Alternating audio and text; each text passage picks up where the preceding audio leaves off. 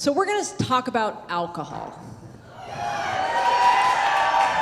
All right, alcohol. We love it. It helps us relax. It helps us connect. And, well, it's fun. But drinking, right, can have its consequences. And as we age, those consequences can grow. So, for example, you're in high school, your parents are out of town, and you have a few friends come over. And maybe you sneak a few beers. And then those friends tell their friends, and then those friends tell their friends, and next thing you know, you got a house party coming on. Consequences. Okay, so then you go to college, right? So you're a semi-adult and semi-responsible. And you know you have a Thursday 8 a.m. calculus test. But all your friends are going out on Wednesday night, and they're going dancing, and there's drink specials, right? So that sounds fun. And you go, gee, I could probably go out for a little while. What could go wrong? 1:30 in the morning, you're dancing on a table in a bar, and you've earned a nickname that's going to stick with you for the rest of your life, hypothetically speaking. And then you oversleep, and you show up to your exam late, and you get a D. Consequences. So then, you're now an adult, and you're drinking with your best friends, and you're drinking copious amounts of really good wine. And you keep talking about how great wine is. I love wine. Oh my God, I love wine. We should get into the wine business. A year and a half later, you open up a winery in Orlando. 8.5 years later, you're standing on a stage in front of a beautiful audience saying, "Welcome to my winery." All right. So laughter, we love laughter. Why? It helps us relax, it helps us connect, and well, it's fun. Wait a minute, that's the same things I said about alcohol. Pro tip, the more you drink tonight, the funnier everybody up here is gonna be. But laughter and humor are important parts of life. And for me personally, from my career perspective and in my personal life, it's been an important part. And so from a career perspective, I joined Darden out of my MBA, and I was a baby little marketer. And here I was going to meetings where there were people 2, 3, sometimes 4 levels above me. And as a young woman in her 20s, that's really intimidating. And so I stumbled upon something where I went into a meeting and I cracked a joke with somebody, and all of a sudden the dynamic in the room changed. It relaxed, which makes sense because that's what laughter does. It actually releases endorphins and it causes you to relax. And by changing the dynamic in the room, it allowed the ideas to flow more freely. It allowed the dialogue to be open. It allowed me as a junior person to feel more comfortable. The power of laughter and humor is so strong that as I went on in my career and assumed higher levels of leadership, I brought humor with me. Because I knew that if I could create an environment that was safe for those around me, that they could be themselves, that they could share ideas, that we would all do better and be stronger. Humor is powerful. And then a couple of years ago, I had an incident that I had a medical issue and put me in the hospital. Now, that's not funny, but I have to tell you, humor actually pulled me through. And there was a time I actually was being prepped for surgery, a major surgery, and there I was lying in pre-op, me and the nurses, and they're sticking crap in my arms, and I'm freaking out. I'm really scared. And so I start cracking jokes. And I think they thought they already gave me the really good medicine, but I got a nurse to laugh. And that made all the difference in the world. Because once I saw her laugh, and now she had the mask on, but now we all know how to read that, right, in the eyes. But it made me feel better. And it changed the dynamic, not just in the room, but with me. And I knew that this was all going to be okay. So laughter and humor are powerful things. And so my advice would be use them well and use them often.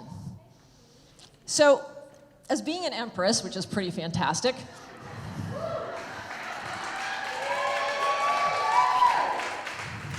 They asked me to select a nonprofit that I felt empowered people within the community. And right away I thought of the Zebra Coalition. Zebra is a network of organizations that supports LGBTQ plus individuals 13 to 24. They assist young people with things like homelessness, bullying, drug abuse, physical abuse, isolation from families. And if you'd like to learn more, go to zebrayouth.org. All right, now for the fun stuff. I get the pleasure of introducing your first group of fearlessly funny women. You will hear from Ha'ani Hogan, who she is considering quitting her PhD program to become a panda nanny. Oh, I hope we get to hear about that. And next will be Polly Flint, who she spends her days in Life's Kitchen making serendipity salad. And then to round out the group, we're going to hear from Maxine Earhart. Really? Does she need an introduction? I mean, we know her fabulous restaurant down in Thornton Park, and she's kind of like Cher. She only needs to go by her first name, Maxine. So let's get the party started. Ha'ani, come on to the stage. So it was my junior year of college, and I studied abroad in Orvieto, Italy. On our first night in our new apartment, one of my flatmates came into my room and she said, "Ciao, bitch, we're going bar hopping." Now, I was always a goody two-shoes my whole life at that point, and I only had my first experience with alcohol at my Catholic confirmation. So let's just say my first night out in Italy, I was like a bird let out of its cage. So we all got all dolled up and we went out to the first bar. Now there was something that I learned that was very important early on. There is nothing that a young, straight Italian man loves more than a young, straight American woman studying abroad in Italy. Everywhere we went, we were treated like princesses. So we walk into the first bar and I meet this guy named Luca, because so many of them are named Luca. And he was really cute and he would talk to me in song lyrics. He'd say like, "Oh, Ha'ani, que bella, hit me baby one more time." And at first it was working for me. He was cute, he was buying me wine, I was having a great time. But then it started to get weird. He would say things like, "I'll take you to the candy shop, and this is why I'm hot." And, you know, using 50 Cent as a seduction strategy just like wasn't working for me anymore. So I said buonanotte to Luca, and we went 2 bars down where I met another Luca. So the night was so fun, and we set the bar very high for our first night out in Italy. 2 days later, we drag ourselves to campus for the first day of classes, and I felt my first hangover. My body still hurts till this day, remembering how I felt, and I could hear the clicking of the shoes. Oh no, the professor is coming into the room. The last thing I wanted to do was listen to some old man talk about Michelangelo. But then the door opened, and in walked the most beautiful man I had ever seen in my entire life. It was like the grand reveal moment of The Bachelor. He was lit by the warm Italian sun. He had his hair float in the wind, his skin glistened, and all eyes moved from the door to the front of the classroom. The energy completely changed. We all went from like slouched and hungover to poised and wide awake. This beautiful man opened his mouth and he said, "Buongiorno, classe. My name is Alessandro and I'm your professor this semester." And in that moment, I knew he was my Italian love. 6'2", tan skin, foreign accent, wavy brown hair, PhD. And ladies and gentlemen, he spoke English. No more song lyric conversations for me. So Alessandro was an archaeologist, so he kind of looked like a sexy Indiana Jones like all the time. But throw in some Prada, some Dolce & Gabbana. It was a lot of khaki, a lot of linen, but I was like into it. I loved it. So we go home on our first day of classes and we are like obsessed with this man. We try to online stalk him, but we don't know enough about him. So we figure out that we have to like actually talk to him in person to get to know him. And we studied so hard to like get him to like be impressed by us. And so I remember our first like field trip to the Vatican City, and we're just like walking along and he'll be like, "Now class, say who can tell me the name of the private chapel?" And I'd be like, "The Sistine Chapel," and he'd be like, "Brava, brava, Ha'ani." And we keep walking, and he'll be like, "Now who can tell me the name of the sculpture?" And I'd be like, "The Pietà." And he'd be like, "Wow, Ha'ani, you've really been studying." And I'd just be like, "I know. I love you." And so that is how like really creeper status. And another thing that we did was like super weird is all of us girls would try to like get photos of each other like with Alessandro, just you and him like in the frame, but it would really be like 30 people behind the camera. And mind you, this was before smartphones, so it was like really hard to like digital camera it with those photos. So at the end of the semester, we started to ask him the more serious questions. And the first one was, "Are you in a relationship?" And he was like, "Oh yes, I have a partner." Have you ever met a guy and you're like not sure if he's gay or European? So that happened a lot in Italy for sure. But surely he wasn't gay, right? But strike one. He had a partner, it didn't matter. And then we found out that he had a child with this partner. Strike two. When you're like a young girl studying abroad in Italy, the last thing you want to do is like crush on a dad. And then we ask him the most important question. We're like, "What is your last name?" And he goes, "Oh, it's Celani." And I was like, "What?" And he goes, "Celani." Strike three, y'all. It's amazing how in that very moment, like you could lose love for someone so fast. Ha'ani Celani. Ha'ani Celani. I can't be taken seriously if my name is Ha'ani Celani. So, turns out I should have just spent my time enjoying being young, single, and meet more Lucas and let them hit me baby one more time. Thank you.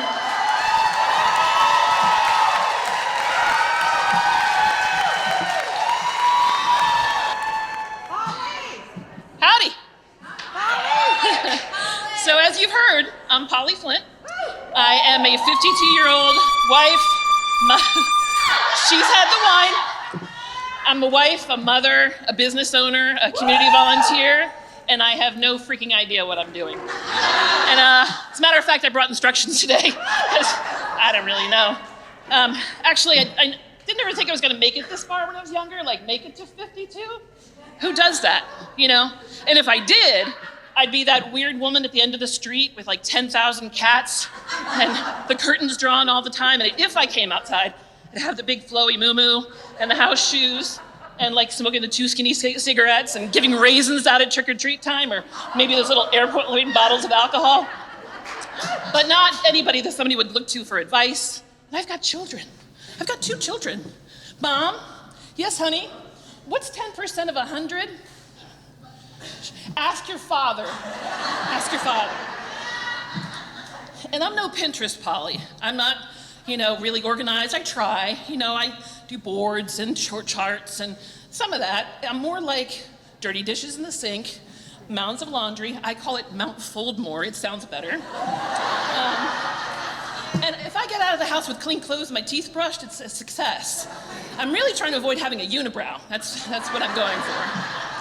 But I'm also stymied by technology. I mean, have you guys figured out TikTok yet? Because I haven't. And my girls are like, Mom, just stick with Facebook, Mom. It's gonna be okay. And I'm like, I want to try Instagrills, although, come on.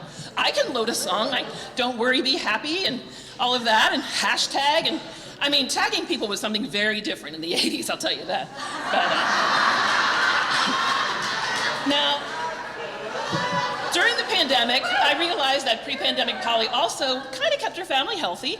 We knew how to wipe surfaces, and we actually knew how to wash our hands before the last year. But now it's become something more of like extreme, a lot more extreme. I'm not making fun of that. But trying to be healthy and keep the germs at bay, I feel like I could be a stunt double for Breaking Bad to just go get to the mailbox. Like, shh. Hey, Ann, shh. You got the mail? Oh, thanks. I'll back up. I appreciate the catalog. I got it. I'll spray it off. Hey, you got the stimulus checks yet? Next week? Okay, bye. And pandemic probably had to pivot to the new normal and use my computer even more. God bless America. Because has anybody heard of Zoom before 2020? And has anybody used Zoom every day since the beginning of 2020? We use it for work. We use it to socialize. We use it to communicate with relatives. Who knew that every meeting for work was, hey everybody, it's Cindy Corporate. I just want to make sure we have, your time is very sensitive to us. So let's go ahead and get things ready. But I see we only have about 20. We'll wait a few minutes for everybody else to pop on. Right? Hey, is that Scott in accounting? Hey Scott, how's it going? Sheila in marketing, how are you? Oh, you like it? Yeah, I just got it done. They call it ombre. Yes, I love it, yeah. You know what, actually? It's nice and easy 116A. But, I'm guilty of scanning those Brady Bunch squares on Zoom just as much as anybody else. And honestly, I never really thought how much it bothered me until I was kind of getting online and talking to elderly relatives. Have you ever tried to do that? It's awesome. Polly, is she in there? Harvey, I don't see her in there. She's not. I don't know where the camera is, Harvey. I don't know where the microphone. Would you put your pants on? She might be in there. Hi, Anna and Uncle Harvey. It's so good to see you guys. See you interact together just like the old days. How in the world did you guys get that Tiger King virtual backdrop on? What? Actually, Polly, let me tell you, Uncle Harvey said we couldn't go on Zoom until we had a backdrop, so he bought a poster. So during the pandemic, we kind of had to pivot, and as a mom and a pet owner, we had to kind of make some adjustments, including grocery shopping and grocery delivery. Hey, honey, I got the list. You have 5 dozen eggs, 7 gallons of milk, 10 loaves of bread, 23 pounds of chicken, and 145 rolls of toilet paper. Are you sure that's gonna get us through till Monday? Okay. Well, I'll talk to you guys another day about eye contact because I have some wonderful stories because I don't really know how much I'm supposed to talk on here or talk on the computer or keep track of my time, and these instructions only go so far. But I will say that I'm so glad you're here. I'm so honored to be part of this. I have no idea what I'm doing, but I promise I'll make eye contact when they tell you that. Have a great night.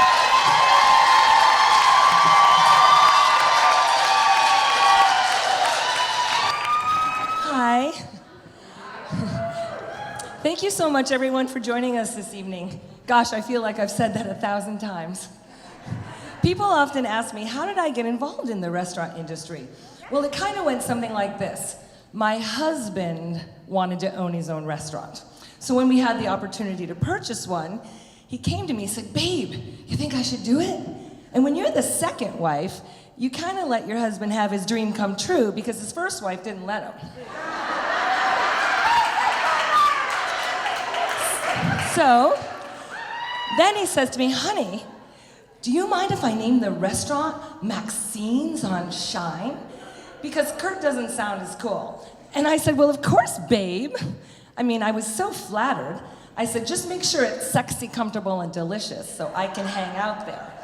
And he said, well, you're gonna decorate it, right? And I said, well, sure. So then a few weeks later, he says, honey, I have a surprise for you. Open up your email.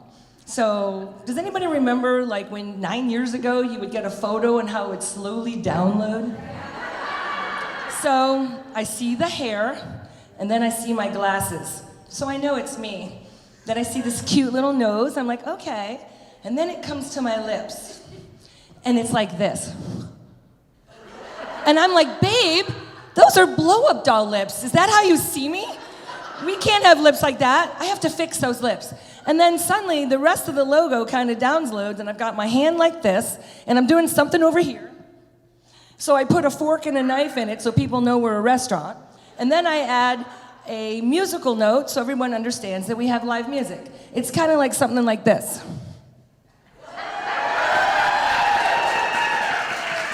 So now I'm officially in the restaurant business. Oh yeah, with my husband. 24 hours a day, 7 days a week, on top of each other. And not the way I would like it to be. Because there's no time for that when you're in the restaurant business. So now that he's got me, what's he gonna do with me? He puts me up front at the door to greet everybody. But it was 9 years ago, we didn't really have that much business, so he had to keep me busy. So he put me behind the bar, washing glasses, 5 hours a night. Yay, I'm in the restaurant business. But I learned that everything is about timing. We time everything in the restaurant business. So I learned that it takes me 13 seconds to get from behind the bar to the front of the restaurant to greet our guests. So when I see someone, I run up in my 13 seconds and I say, "Hi, welcome to Maxine's on Shine. Thank you so much for joining us this evening." And they say, "We've been standing here 5 minutes." So I say, "Well, then you must be very hungry and you need a drink right away. Follow my lips." So he takes that job away from me. And he says, "Honey, I noticed you really like taking pictures in the restaurant, so why don't you do the social media and you can, and also why don't you read the reviews and answer them?" And I say, "Sure, babe, of course, I can do that." But then I realized after reading the reviews, a lot of them were about me. Did you know that my hair color is very important to your dining experience? One night I was reading the reviews, it said, "The food was delicious, the service was wonderful, it made our dining," and Maxine told us a story about herself, "and it made our dining experience so great." The very next review, the very same night, says, "The server was very knowledgeable, the food was off the chain, Maxine told us a story about herself, it ruined our dining experience." So he took that job away from me because I could not answer those. I also learned in the restaurant industry that everything breaks. But what I don't understand is why do my guests get so excited about it? Every time a glass breaks, everybody claps. And I think to myself, $6, $4. I'm adding it up all night long. So eventually, I figure out, wait a minute here, that I need to tell my husband what I'm going to do in the restaurant business. It's been 9 years, and we've survived COVID. Thank you. And it goes something like this. I book all of our musicians and arrange the scheduling for our artists on our walls. I spend at least 3 hours a day doing social media, creating content, ads, and answering comments. Google, Facebook, Instagram, and all those damn stories. I design and create and I sew eclectic logos on the back of the staff shirts. I organize and elaborately decorate the restaurant, especially during the holidays. I paint the floors and the walls. I hang, replace, and fix all the lighting. I design and sew pillows for charity. Attend and I decorate our booth at our special events, and I'm in fashion shows. I make the weddings in our Rebel Chapel special. I'm currently working on a new podcast called Let's Get Married in Orlando. I attend all the meetings with our staff and our chef and decide all the special new menu items. I mean, you kind of get the idea. So I go to Maxine's several nights a week, and guess what? I tell stories about myself. And I actually do sit at the bar. And one of the things I did is I got a puppy for my husband. Best trade I ever made. Thank you, everybody, for joining us this evening. Hey, I want to give a shout out to Growing Boulder, who's in the house tonight. Because as we get older, we do grow bolder. And if you're going to interview me, please do me a favor and don't talk about my hair. Thank you, thank you.